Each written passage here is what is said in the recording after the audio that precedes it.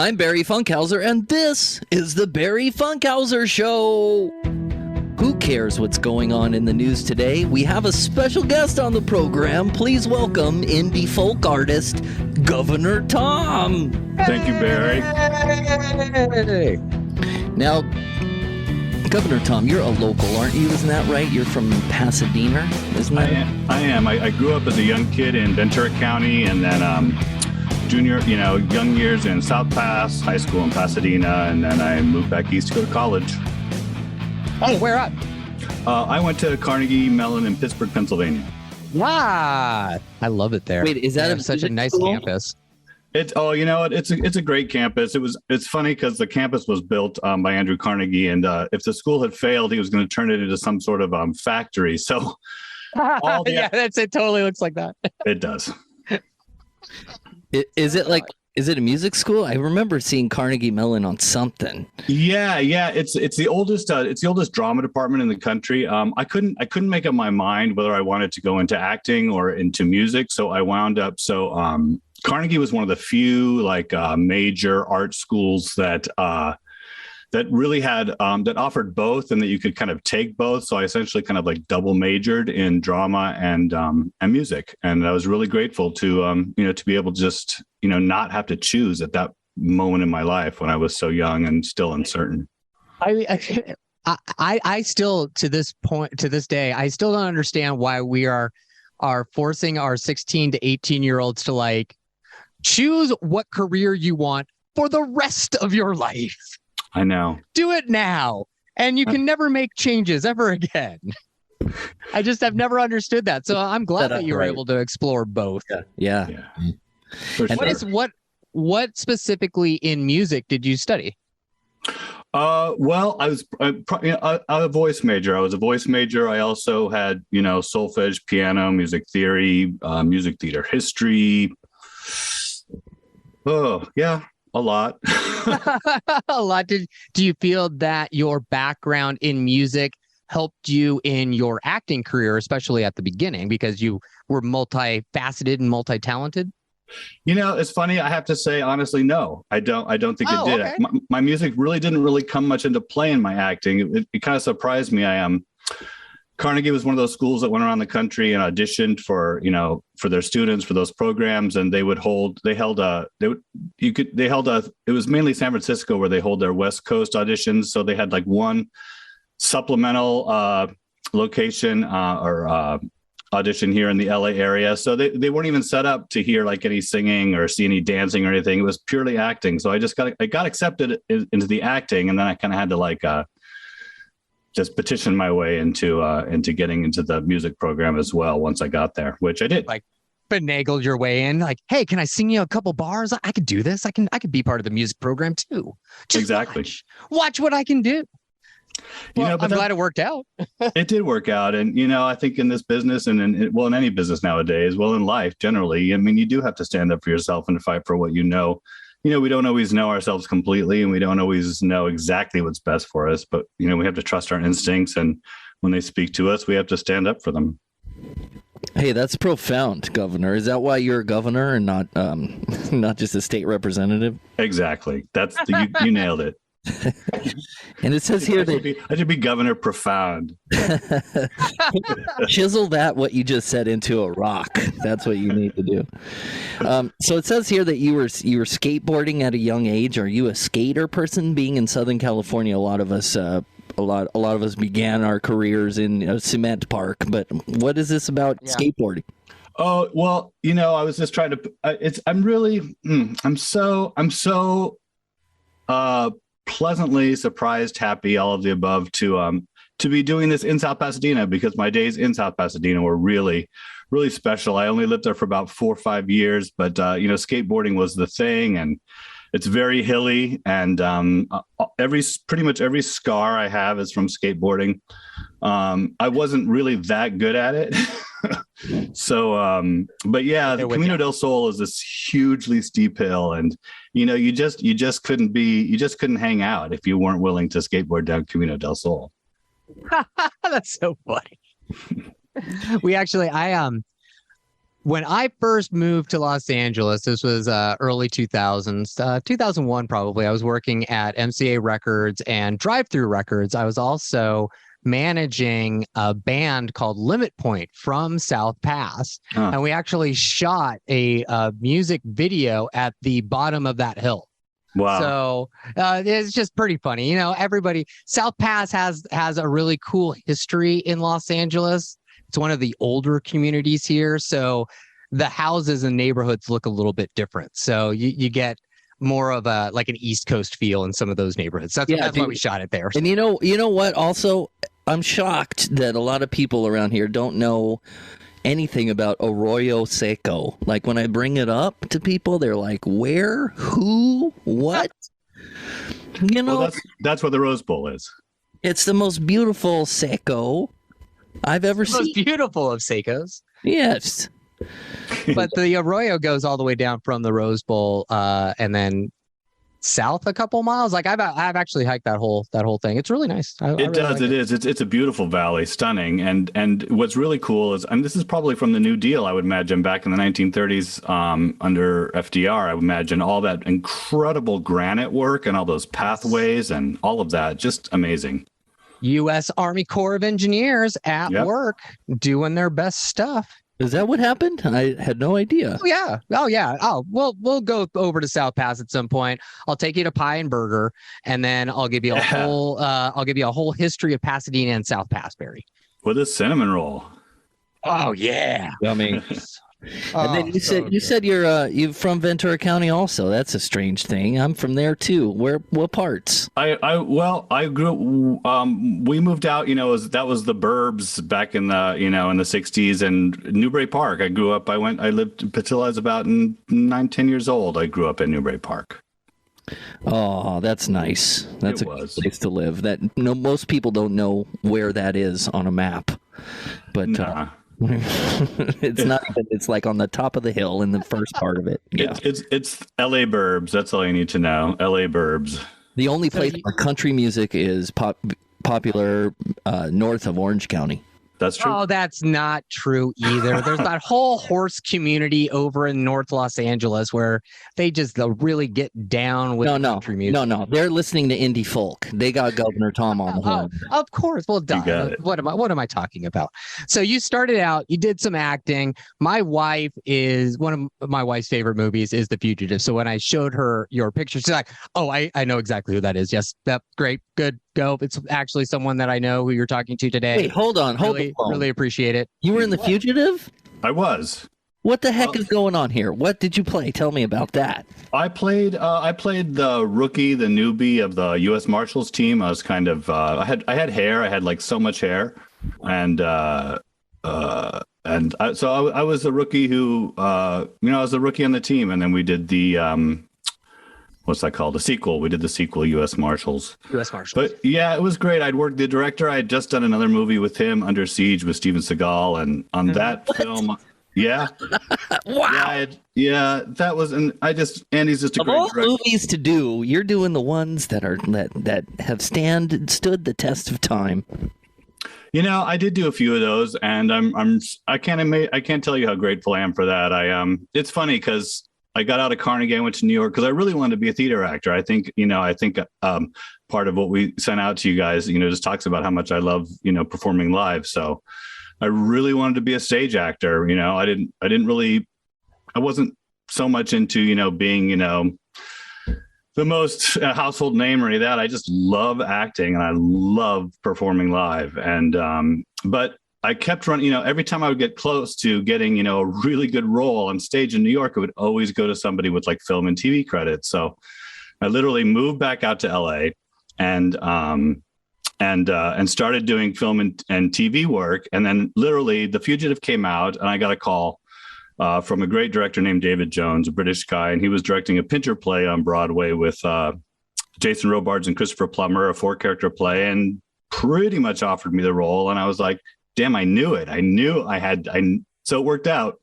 I had the film and TV credits. I got to go back to New York and perform on Broadway. So that was pretty much a dream come true. Wow, dude, you chased the dream and caught it. Yeah.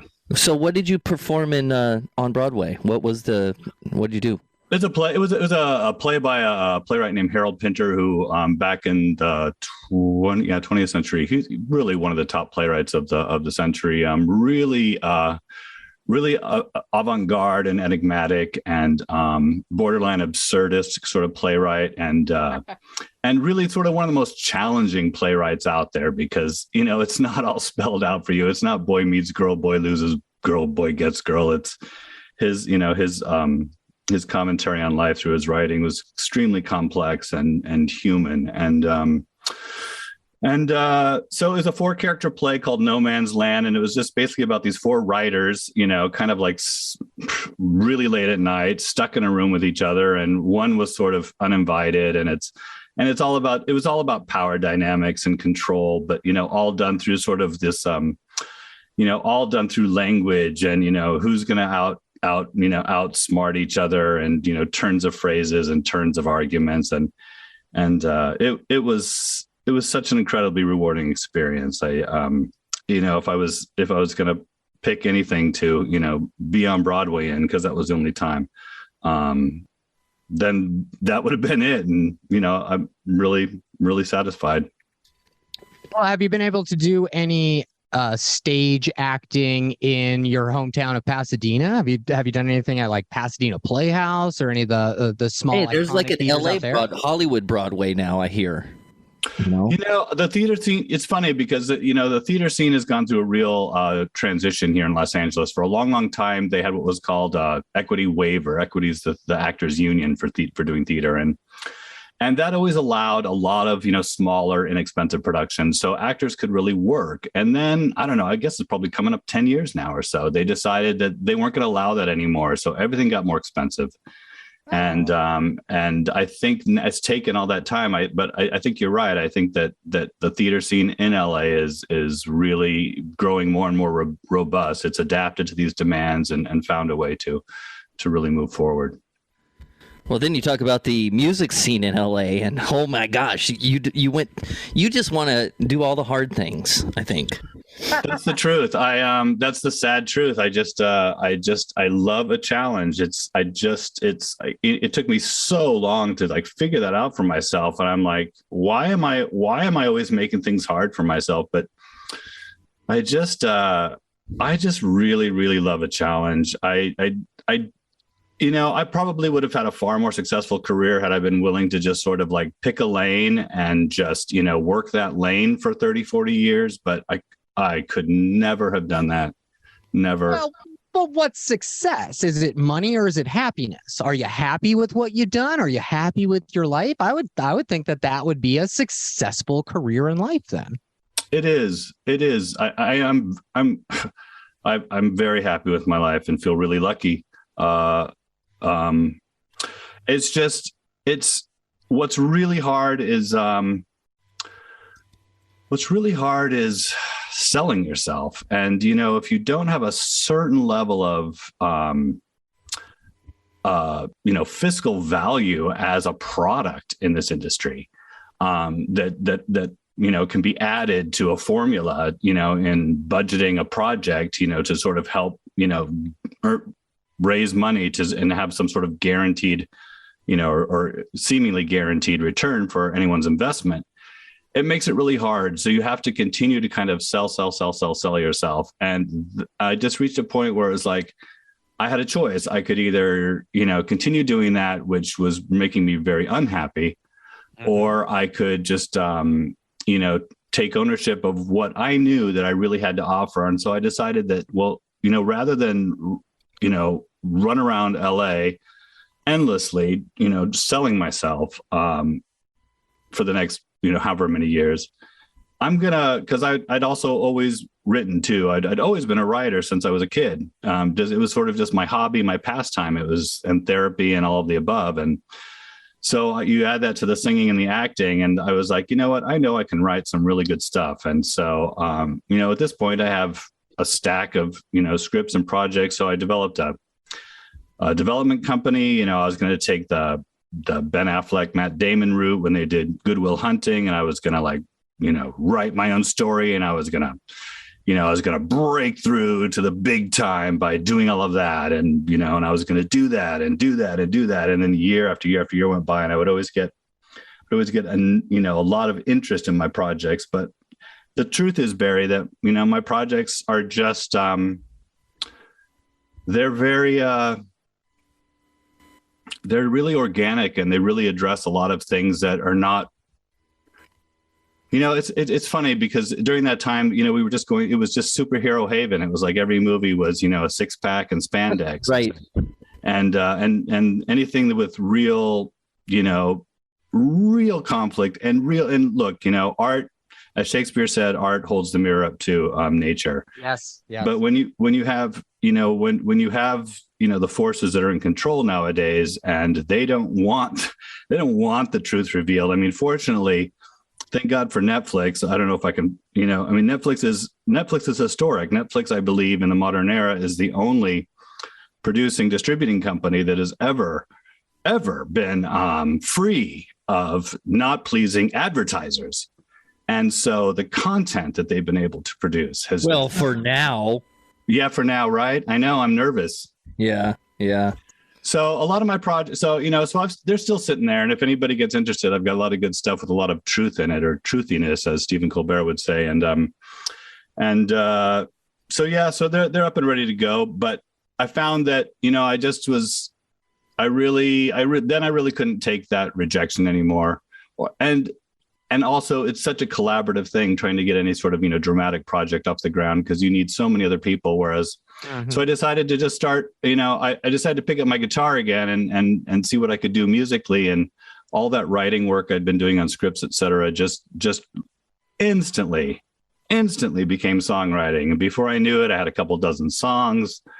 And I was like, okay, now what the hell do I do with this? And I wound up. Yeah, go ahead. I was just going to ask, so like, you've been saying that the movie industry, the television industry itself can be a little bit soul sucking, because you're just trying to make a little bit, a lot. Yeah, I'm trying to be optimistic here. So it can be soul sucking because as an actor, you just want to produce art that other people can enjoy, and everybody else is like, let me get the accountants in here and see how we can make money off of this. How has your music writing been different than writing for Hollywood, and is it more enjoyable? It's far more enjoyable. I mean, what's the most enjoyable thing, Barry, is that I can bring it to completion. I mean, I think what I grew most frustrated about was that I'd put so much into these, writing projects that literally, were never realized. I mean, I could never get them out. I could never share them. And so what's been most rewarding about the music is just knowing that at the end of the day, I can share it. It's like, music's at an amazing place right now. It's just at a stunningly amazing place that, I think similar to Netflix, I think music is in a place where, if you're really badass and you can really deliver musically, you can find your audience, you can build that audience, and you can create a career for yourself, and you're not dependent on, the traditional record label and distribution platforms that have always been in place.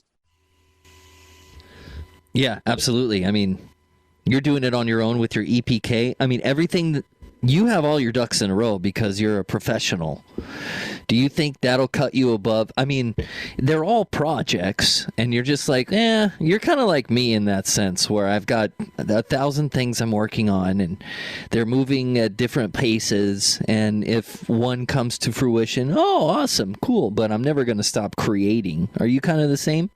I mean, I think I'm exactly the same, Barry. I think that's why we're having this conversation and why we've connected over the past couple of years, because I think we do share that. We definitely have that in common. Yeah. So indie folk, that is a weird, strange genre of music because it covers a lot of different sounds. Now, where do you fall into this? I fall into,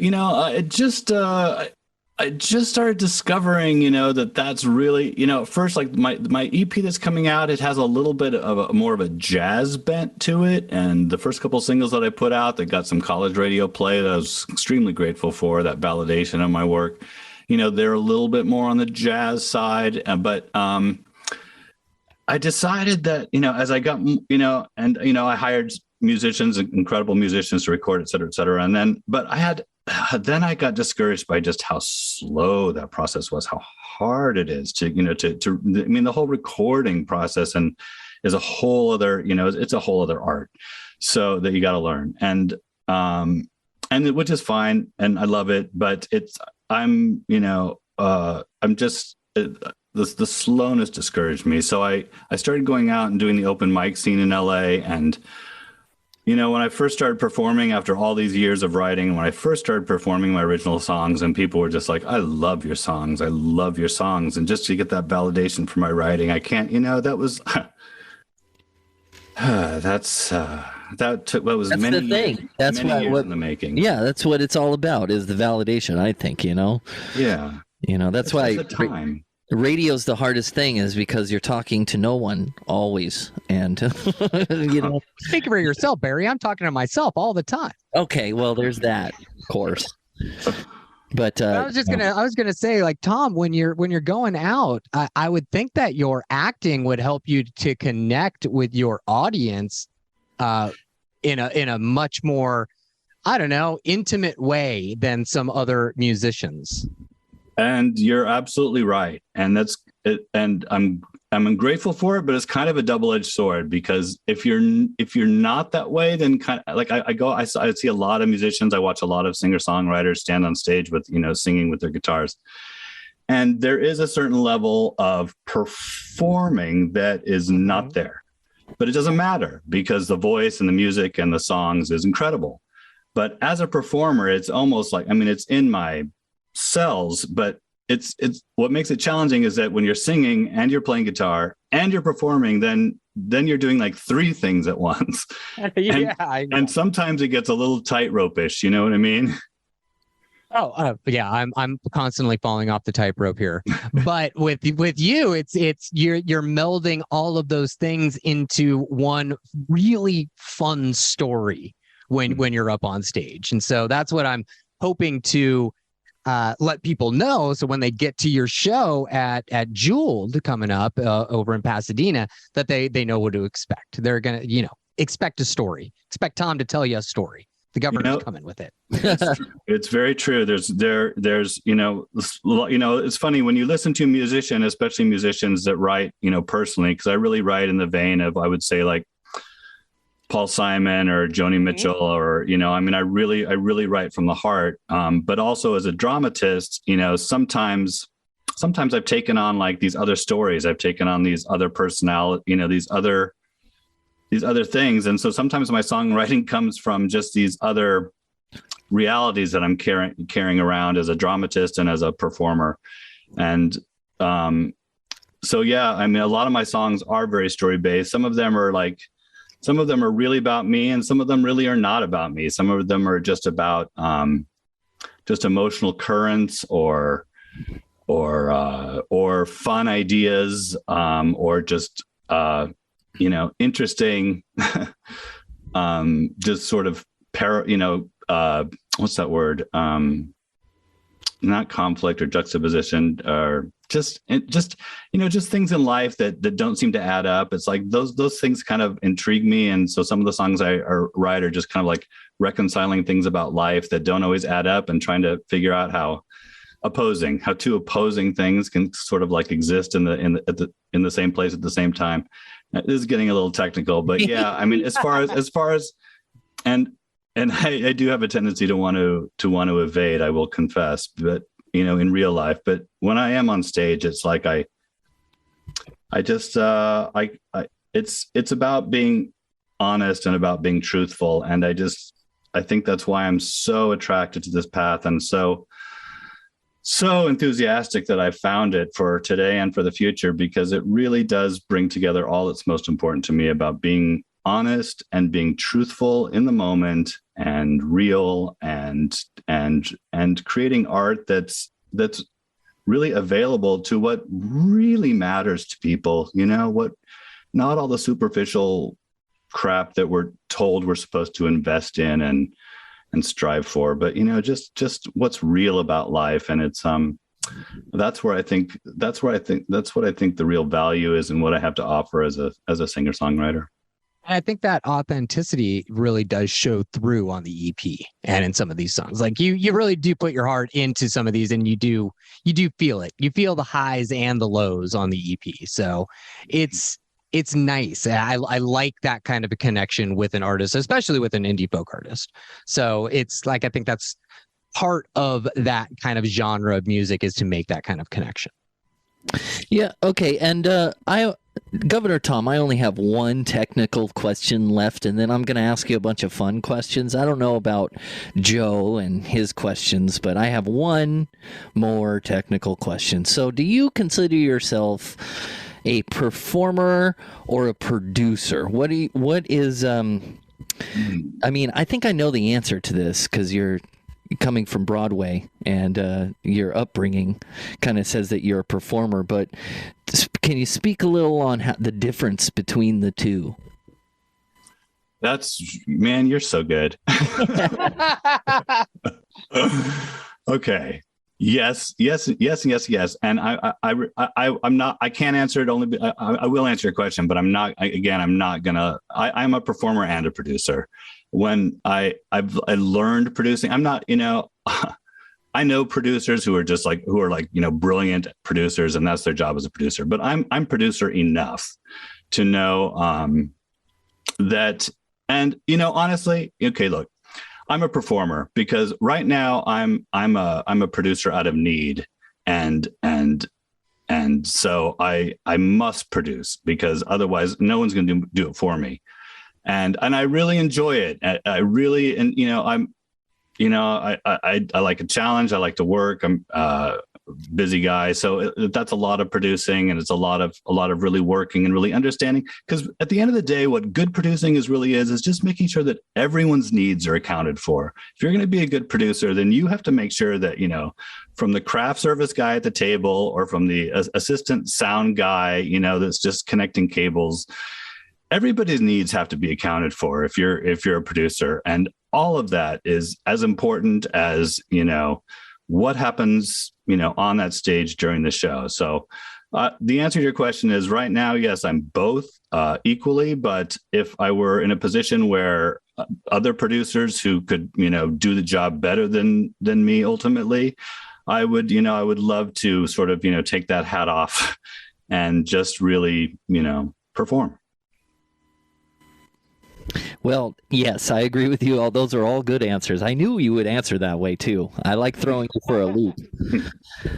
Okay, Joe, you got any more nerd technical questions for Governor Tom? Oh, I've already asked way too many nerd technical questions. Let's just go on to the fun stuff. The fun stuff's way more important. Well, we're all locals here in Southern California, and we have secrets. We have great places around us that nobody knows about to experience nature and to eat food. Can you tell us if there's any, unless you're like in the studio all day and you never go out, is there anything around you that is fun to do in Southern California? Let's promote Southern California for a minute. Sure.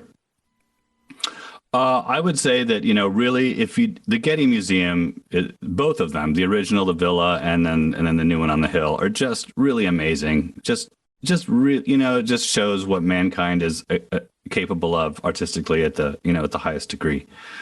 That's fun to do. And, the Getty, I think, is pretty much, I think it's free. You just have to pay for parking. So yes. I have 4 kids. I'm a family of 6. So, free stuff is always really attractive to me in LA. Mm-hmm. Or, yeah.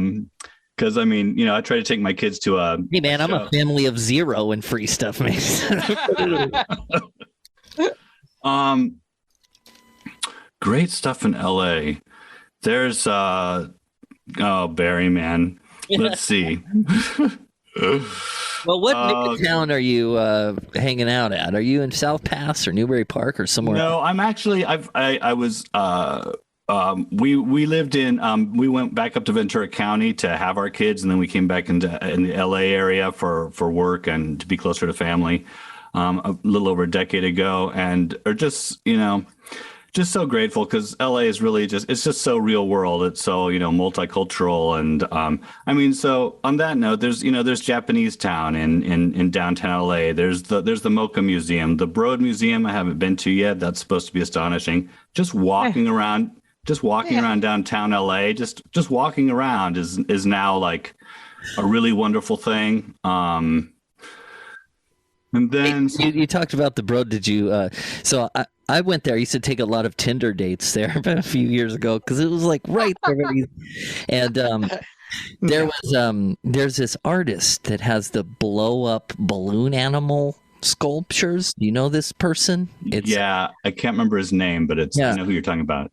And then I don't know if you guys heard about this recently, but somebody knocked one over in. I thought it was there at the Broad, but they have another one in Florida, and somebody knocked. Yeah, it's over. Jeff Koons. It's the balloon dog from Jeff Koons got shattered. The blue one was shattered. And so actually, someone paid $20,000 for all the pieces. Oh, that's cool. Really? They collected all the pieces, and now they have a shattered Jeff Koons balloon dog in their home for $20,000. Wow. So anyway, becomes art, man. Art becomes art. It does. But okay, here we go. We're talking about stuff outside now, because I think the governor is down by the LBC. Have you been to the South Coast Botanic Garden? I have not been to the South Coast Botanic Garden. I have been to the Santa Barbara Botanic Garden. That's a little bit north. I do a lot of gardens. I do a lot of hiking. There's amazing hiking in the Santa Monica Mountains, the San Gabriel Mountains. That's a lot of great stuff to do in LA. Beyond just a lot of people, tourists especially, they'll hike a little bit in Griffith Park. But there's one thing that if you don't know about, you should, being a stage performer and liking being outside. Shakespeare in the Park. Now, do we know about this? It's happening nearby the Equestrian Center in Burbank, and a bunch of guys and girls get up full in dress and do Hear Ye, Shakespeare in the Park for people. Have you heard of that? That's a fun thing to do. I know that I've read about that here. I've seen blurbs about that, but I don't know all the details, and that makes sense to me. That's a great area. Yeah, it would be fun, and it's quite inexpensive. You can take the entire family to Shakespeare in the Park and bring a picnic. It's fun. I'll check it out. They were doing the Libby Bowl in Pasadena, and then they've got a sister stage in downtown LA near Echo Park, and they put on, I think they stopped it in Pasadena, but for a while there, they were having in the summer times, they would have just open music concerts, and I took my kids to a lot of those because, of course, they would, sit for 5 minutes, and then there's a big grass field, and they'd go and run and play soccer and have fun. And my wife and I could just listen to good music, and that was always great. And I think they still have that summer series down near Echo Park at one of the parks down there. They have another outdoor stage. So talk about. I saw Frankie Avalon there. I saw so many. Really great. So there's there's some things. There's really a lot to do in LA. It's the Natural History Museum's incredible. All those museums, the Space Museum, the Science Museum. It's hugely cultural. It's just it doesn't really have the reputation. It's just really like film and music is what LA is really known for. So all of that other great stuff I'm glad we're talking about it, because you're right to promote it. Yeah, there's things everywhere. Just look around. All right, we're talking to Governor Tom tonight on the program, and it brings up a good question there, Governor Tom, is why do they call you Governor Tom? So they call me Governor Tom because I jumped back to there was a project that I'd written that I still have in the works. It's a story about it's about a musician. It's about a guy named a musician who started as a sort of a one-hit wonder and like a glam rock band in the 80s, and then then the band splits up, and he goes to England. And he becomes a DJ, and on streaming radio in Bristol. And then he sort of earns the nickname of Governor Tom, and that just kind of stuck for him. So when when I started out as Governor Tom, I was trying to bring everything together, and really I was like, I have been pitching stories and ideas and all this for so long, and it's just, the money is just not going to come unless you to finance the project. I mean, unless you can show some, just some proof, something for people to be. So I thought, well, who knows? Maybe if my music gets any kind of attention, or really, if I can really find a significant enough audience for the music, then maybe, at long last, I can maybe tell this story. So I kind of held to the name of Governor Tom. Plus, my real name is Tom Wood, and there's like 12 million Tom Woods, I think, on the planet. And I was just really kind of bored with having such a common name. So it's fun. You should ask my buddy John Smith about that. He has a big, and my other buddy John Smith. It's terrible. So funny. The John Smith Club. Okay, so the story was about a DJ then, and I met you, Governor Tom, through the radio. So you must be a radio fan. What do you think about the state of radio currently?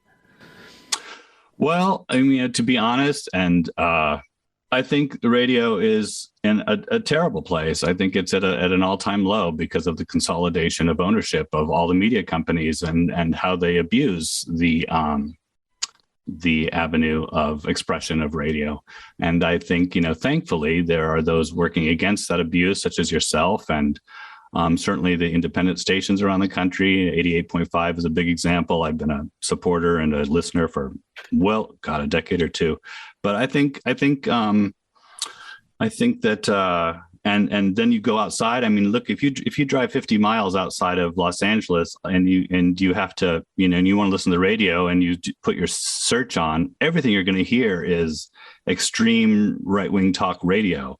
And you learn Spanish. You can learn Spanish too. Spanish, which I'm okay at Spanish, but I actually do listen to Spanish radio when I'm driving outside of LA, because I find it far more interesting. Really good. Yeah. Insanely good. Bueno. Yeah. Well, it's fun. It's not like I can't do the high country radio just because I can't be that angry when I'm driving. Yeah, you're right. Wow, it's just like that stuff just makes me like, really, really mad, and I gotta hold it together. I'm driving a vehicle here at like 80 miles an hour. I can't be listening to that stuff. Yeah, and you're right about all the right-wing talk radio on right now. It's devastating because it's imbalanced. Yep. And all of these stations are just surviving barely by putting all of this negative information out there. I just don't see it surviving that way. But there's these low power stations that are doing very, very well. So local is like the king. That's very true. And, it's, nature, the good always prevails. And just to qualify, it's not just right wing. There's a lot of propaganda on the left too. And I don't want to get political, and I don't want to call anybody out. I mean, but here we go. Calm down, Joe. Everybody calm down. Okay. Calm down. I'm just talking about the control. I'm just talking about there are too few voices getting, as you just said, it's out of balance, and we need more balance, to be able to share the full spectrum of thought and idea, and get out of this cage of manipulation and tomfoolery. Really is what it is. It's a lot of distraction and warmongering and a lot of bad stuff. Well, we have a great opportunity to rebalance that and really drive member-supported community radio, because I think that's where we're coming back to. Like, let's focus on the community again and understand that there's a lot more that brings us together than there is that drives us apart. So I think that we can do that again and really focus on the Southland with stations like 88.5. But there are member communities radio in every major city in the United States. So you just gotta find yours. Check it out.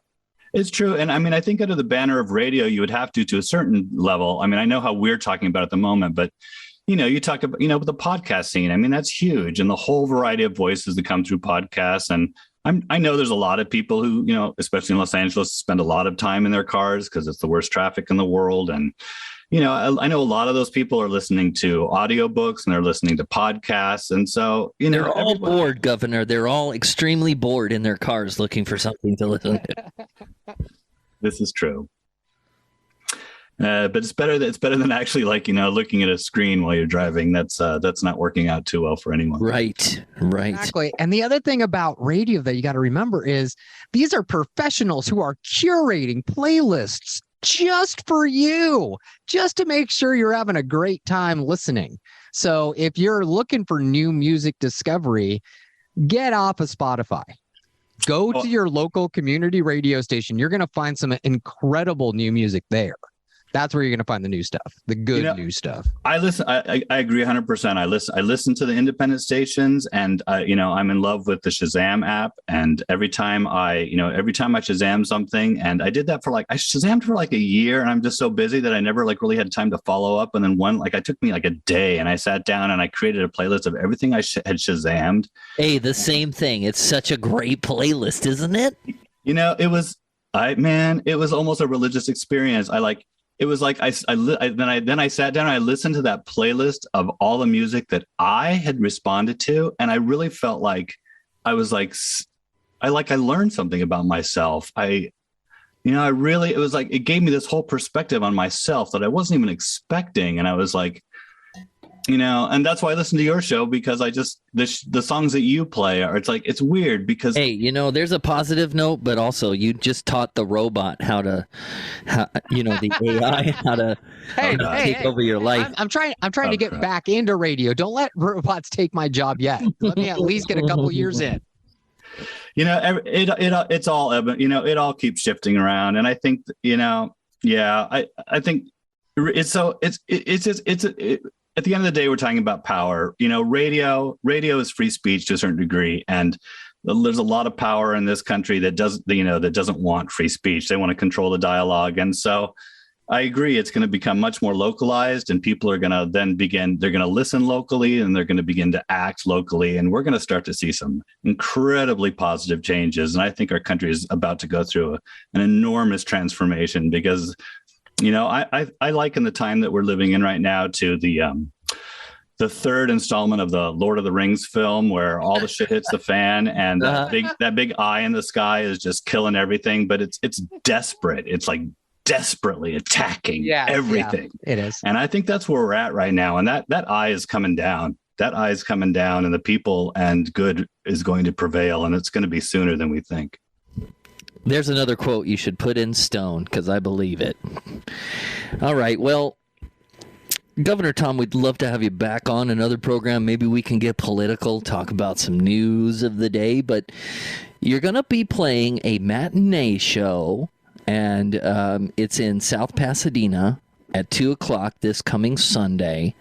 And you can get tickets at governortommusic.com, I'm assuming, right? Is that right? All the ticketing is being handled through the venue, through Diana March. Okay. It's her venue, the Jeweled Universe. And there's phone numbers there. I don't know if you want me to read them out loud or how this works. I'll put it in the description of the podcast so you can see and call and get on it.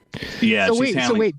Jeweled Universe is going to be one of my favorite new places because they don't deal with Ticketmaster or Live Nation. No, they don't deal with any of that. That is fantastic. Hallelujah. I'm going to give them all of my money. All of my money is going to Jeweled Universe now. Without a doubt. There it is. We're changing already.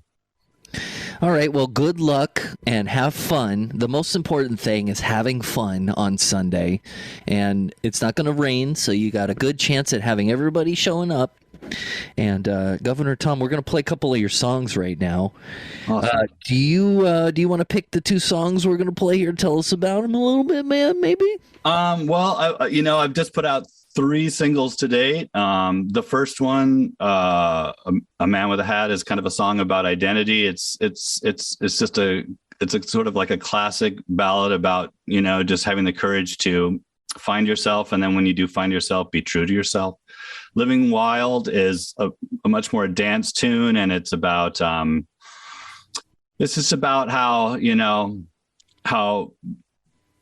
how we can, transcend, that despite all of the manipulation and control and everything else that we were talking about and all the theocracy and politics, et cetera, there's still something wild and honest in all of us that we have to celebrate and, be own so that we can stay true to, our humanity. And then the last one is Architect of Love, which is, it's so funny because there's not a single swear word in this song, and people think that this is the raunchiest, dirtiest song that they've ever heard. And I kind of wrote it to be, to just be a little old fashioned. I mean, when you listen to some of the music from the 1940s and the 30s and 50s, I mean, that shit is nasty. and I love that it can be like so nasty without like being, obvious, which is so much of modern music is. So I just kind of wanted to do a throwback tune to celebrate like the nastiness of music without having to like, be all just obvious about it. So that's Architect of Love.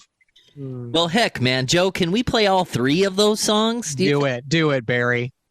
All right, Governor Tom, thanks so much for being on the show tonight. Great success for Sunday, and I hope we have you back on. Thank you, Barry. Thank you, Joe. Anytime, and I'm happy to be here and happy to know you. Thank you. This is the Barry Funkhauser Show.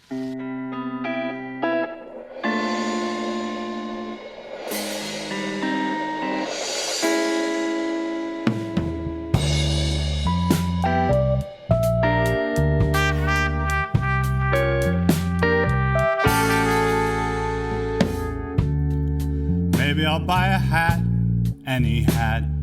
What would I be then? A man with a hat. Maybe I'll buy a car, follow a star, see what I'm missing in a brand new car. Go out and change your life. Be what you wanna be. Don't let them pin you down. You're free, free to go out and buy a hat, any hat. Buy 2 hats. Don't have to buy a car, just follow a star. Be who you are.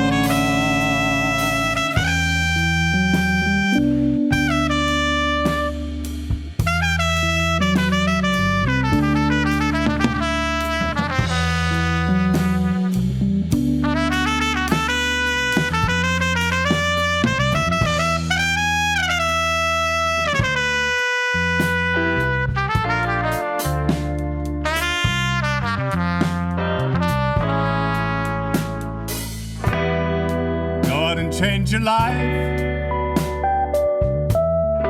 Be what you wanna be. Don't let them pin you down. You're free, free.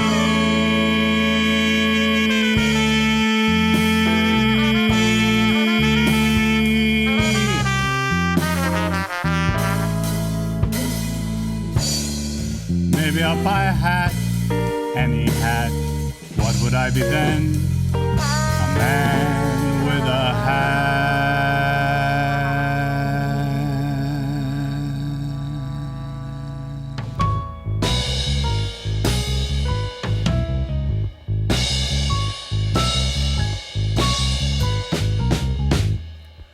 Love me like I'm an I-beam. Treat me like I'm strong. Your legs across my shoulders won't do me no wrong. I'll lift you to the skies with my furry old King Kong. If you love me like I'm an I-beam, I'll stay rigid all night long. You can trust, I won't rust. Build me up, I won't bust. Till that line, rivets thrust. If you hold me like I'm an I-beam, I'll be your architect of love. Show me your blueprint, I'll show you my slide rules. Show me your framework, I'll show you mine. Show me your landscape. I'll show you my wild side. We'll fit the pieces together, we'll solder, we'll hammer, we'll sweat.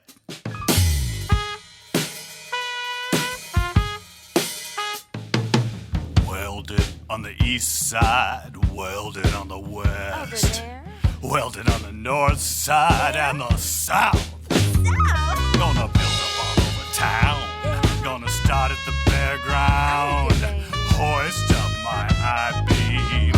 We'll go around and around and around, round and around and around, round, round, round, round, round, round, round, round, round, round, round, round, round.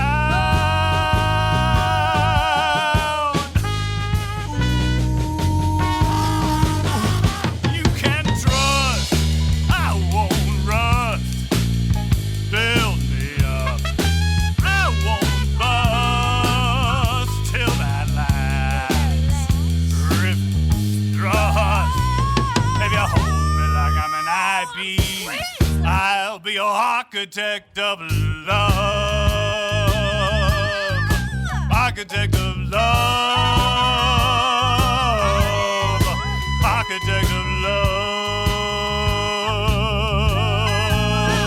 Show me your blueprint, I'll show you my slider rule. And show me your frame work, I'll show you mine. Show me your landscape, I'll show you my wild side. We'll fit the pieces together, we're going to. We'll solder, we'll hammer, and we'll sweat. We're gonna sweat, we're gonna sweat.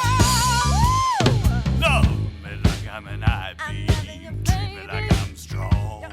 Your legs cross my shoulders, won't do me no wrong. Gonna lift you to the skies with my furry old King Kong. If you love me like I'm an I-beam, I'll stay rigid all night long. All night long. All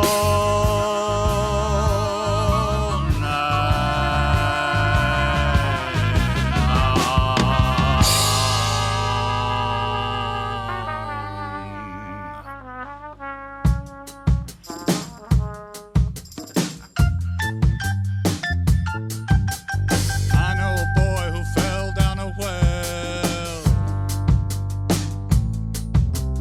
What happened down there, he'll never tell. Earthworms and spirits stirring his soul, thirsting for living, losing control, growing wild,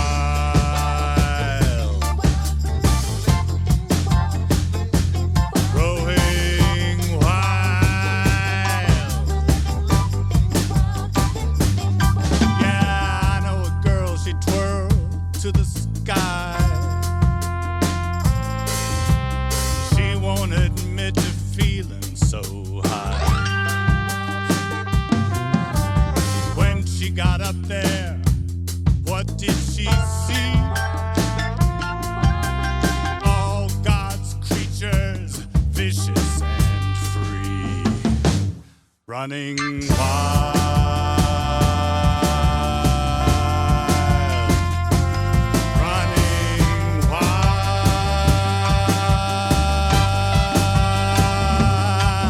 Now we're so imperialized, we're so materialized, we're so predestinized.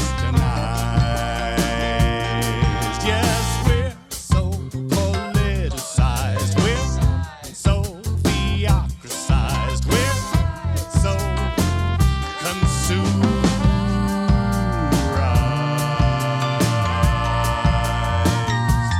and we're wild,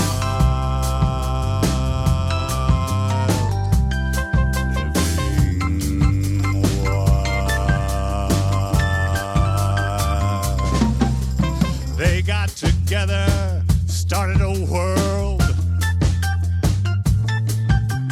held tight together, wrestled and swirled.